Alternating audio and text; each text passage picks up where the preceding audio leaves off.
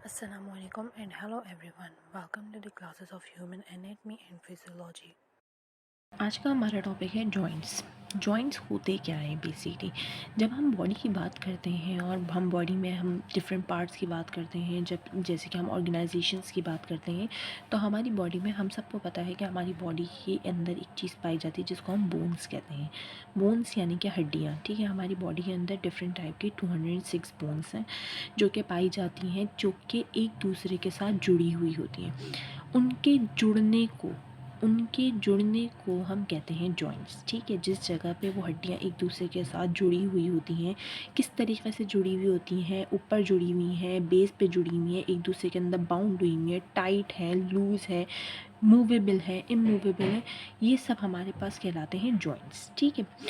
The scientific study of joints हमारे पास arthrology कहलाती है। जब भी आप बात करें आर्थोलॉजी की, ठीक है, तो कोई भी आर्थोलॉजिस्ट होते हैं, यानी कि ऐसे लोग जो जॉइंट्स स्टडी कर चुके हैं और माहिर हैं उस चीज़ के, वो आर्थोलॉजिस्ट कहलाते हैं। Arthrology is the study of joints, ठीक है। जॉइंट्स नॉट बोन्स, जॉइंट्स, ठीक है।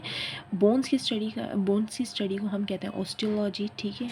और उनके स्टडीड पर्सन को हम कहते हैं ऑस्टियोलॉजिस्ट, ठीक है।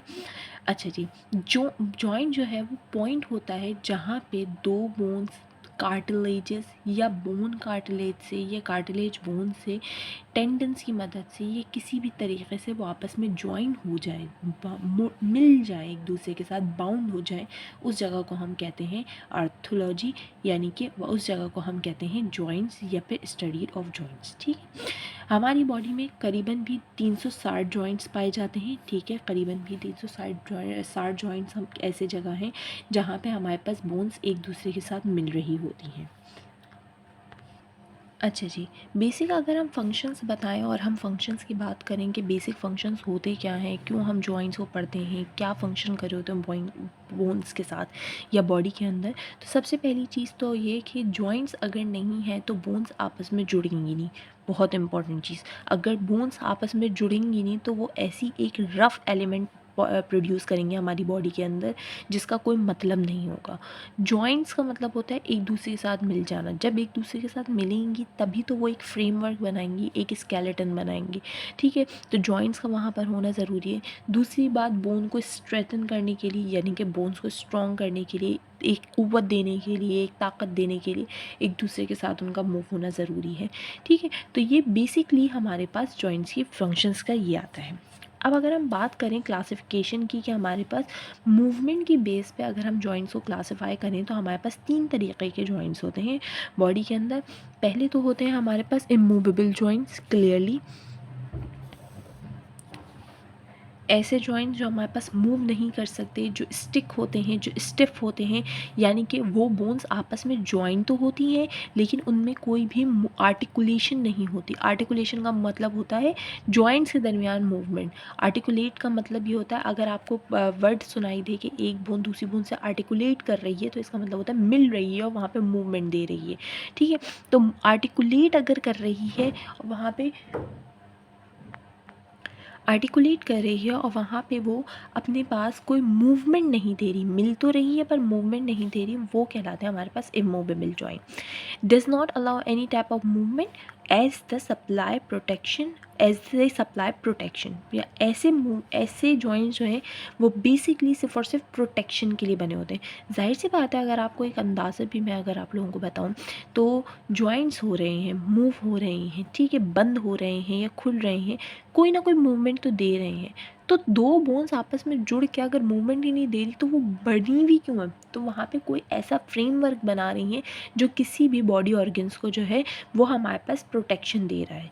जैसे कि सूचर्स क्या होते हैं हमारे पास, अगर आप अपने स्कल की बात करें ना, खोपड़ी की, जो हमारे ह्यूमन स्कल होता है, जो ह्यूमन खोपड़ी होती है, अगर हम उसकी बात करें तो हमारे पास ह्यूमन स्कल में जो है वो हमारे पास डिफरेंट टाइप के जॉइंट्स पाए जाते हैं, ठीक है। जैसे कि अगर हम बोन्स की बात करें ना, दिमाग की, तो हमारे पास दिमाग की बोन जो अगर आप सर के ऊपर से देखें ना तो हमारे पास बोन्स के बीच में जो है ना कुछ इस टाइप की हमारे पास लाइंस ड्रॉ हुई हुई होती हैं, ठीक है। ये अगर हम स्कल की अगर आप कोई पिक्चर देखें तो उसमें इस तरीके के आपको लाइंस मिलती हैं, ये हमारे पास कहलाते हैं सूचर्स, जो at the time of any type of for mishap, any type of injury और any type of any dissection हमारे पास यूज़ किए जाते हैं।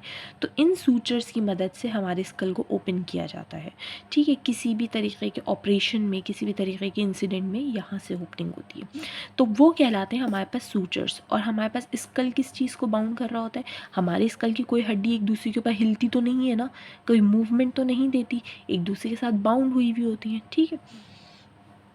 तो वो आपस में आपके ब्रेन को प्रोटेक्ट कर रही होती हैं बेसिकली, तो ये सूचर्स कहलाते हैं। दूसरे टाइप की मूवमेंट आती है हमारे पास स्लाइटली मूवेबल। मूवेबल है लेकिन स्लाइट है, बहुत ज़्यादा मूवेबल नहीं है, ठीक है। तो इसमें हमारे पास आते हैं अलाउ ओनली लिमिटेड मूवमेंट। लफ्ज़ ज़ाहिर है स्लाइट मूवमेंट दे रहे हैं, जैसे कि वर्टिब्रा ऑफ स्पाइन, हमारी स्पाइनल कॉर्ड है, बैकबोन है हमारी, इसमें हमारे पास छोटे छोटे वर्टिब्रीज पाए जाते हैं, ठीक है। ये वर्टिब्रीज आपस में जॉइंट हैं, ये बेसिकली डिफरेंट बोन्स होती हैं जो आपस में मिली हुई होती हैं, जिनके अंदर हमारी स्पाइनल कॉर्ड रन कर रही होती है, ठीक है। तो ये वर्टिब्रीज आपस में जो जॉइंट हुई भी होती हैं, इनकी जो मूवमेंट होती है, जाहिर सी बात है अगर आप अपनी बैक की मूवमेंट लो, अगर हमारी स्पाइनल कॉर्ड है ये यूँ मूव करेगी, राइट लेफ़्ट मूव करेगी, लेकिन ऐसा तो नहीं है ना कि ये बिल्कुल ही मूव कर जाए या बिल्कुल ही टर्न कर जाए, ऐसा तो नहीं होता हमारे पास। तो ये हमारे पास स्लाइट मूवमेंट देती है। इसके अलावा अगर हम लोग इसकी स्लाइट मूवमेंट की मिसाल लें तो हमारे पास रिब्स की आती है, जो कि हमारे पास पसलियाँ कहलाती हैं, ठीक है। रिब्स की हमारे पास जो मूवमेंट आती है वो भी स्लाइट मूवमेंट आती है, बहुत ज़्यादा मूवमेंट नहीं आती, बहुत कम मूवमेंट नहीं आती, स्लाइट मूवमेंट है। एक अमाउंट तक वो आगे जाएंगी, फिर अमाउंट पे पीछे आ जाएंगी, जितना लंग्स एक्सपेंड होंगे उतना आगे जाएंगी, जितना वो पीछे आएंगे उतना लंग्स एक्सपेल्ड आउट कर देंगे हमारे कार्बन डाइऑक्साइड को, ठीक है। थर्ड हमारे पास आती है फ्रीली मूवेबल। फ्रीली मूवेबल का मतलब है देयर इज़ नो रिस्ट्रिक्शन, ठीक है। जितना चाहिए उनकी बोन की बेंडिंग पे डिपेंड करता है, वो बोन किस आर्टिकुलेट की हैं, किस शेप की हैं, कितना मूव करवा सकती हैं। जैसे कि अगर मैं अपनी ये दो चीज़ों की बात करूँ, राइट इंडेक्स फिंगर और थंब की बात करूँ, तो मेरी इंडेक्स फिंगर राउंड कर रही है, अप एंड डाउन कर रही है, राइट एंड लेफ़्ट कर रही है, ठीक है, लेकिन ये एक दूसरे को टच नहीं करी, मतलब मैं इस टिप से इस टिप को टच नहीं कर सकती। इंस्टेड ऑफ माई थंब मेरा रोटेट कर रहा है, up down, up right left, even दूसरी फिंगर्स को टच भी कर रहा है, ठीक है। ये इसकी आर्टिकुलेशन थी, ये इसकी आर्टिकुलेशन है, ठीक है। तो फ्रीली मूवेबल है लेकिन शेप पे डिपेंड करता है। इस freely movable as much as the shape of the articulating surface. Articulating surface पर उसको कितना शेप मिल रहा है, कितनी आज़ादी मिल रही है उसको मूव करने की, इस बात पे डिपेंड करता है। जैसे कि हमारे पास शोल्डर का जो जॉइंट है हमारे पास कंट्रोली मूव हो जाता है अगर हम इंसान के शोल्डर की बात करें, ठीक है। इसके अलावा अगर मैं स्ट्रक्चर बेस बात करूँ कि उनमें स्ट्रक्चरली क्या चेंज है, देखिए जब भी हम लोग बात करते हैं ना जॉइंट्स की, तो हमारे पास जॉइंट्स जो हैं वो आपस में तीन तरीके से जॉइंट हो रहे होते हैं। या तो वो फाइबर से जॉइंट है, ठीक है, या तो हम उनको कहते हैं कार्टिलेजियस जॉइंट, ठीक है, या फिर उनके दरमियान आते हैं हमारे पास कुशन पैड्स, ठीक है। कुशन पैड्स बेसिकली क्या होते हैं, फ्लूइड फिल्ड कुशंस होते हैं जो कि उस बोन को आर्टिकुलेट करवाने में ईजीनेस देते हैं, ताकि वो आपस में जो है वो टकराए नहीं, टूट ना जाए, एक दूसरे से टकरा के टूट ना जाए, फ्रिक्शन ना हो उन दोनों के दरमियान, रिगड़ ना लगे, और वो आपस में मूवमेंट भी आराम से दे सकें, ठीक है।